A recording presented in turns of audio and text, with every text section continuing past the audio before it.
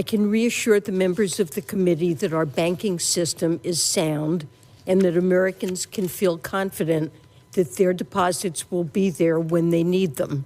16号，美国财政部长耶伦出席参议院财政委员会听证会，信心喊话，表示美国银行体系健全，并强调矽谷银行这次危机由美国联邦存款保险公司出手，资金来自于银行。Importantly, no taxpayer money is being used or put at risk with this action. 不过，谈到当前情况时，耶伦也表示，感觉有严重的蔓延风险，恐怕会导致许多银行倒闭，并再发生挤兑。同样经历瑞士信贷风险的欧洲央行总裁拉加德也表示，正在密切关注市场局势，将随时做出必要回应。The euro area banking sector is resilient, with strong capital and liquidity positions.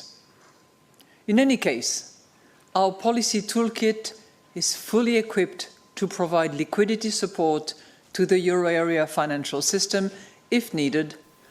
新唐人亚太电视洪玉婷、张麒麟综合报道。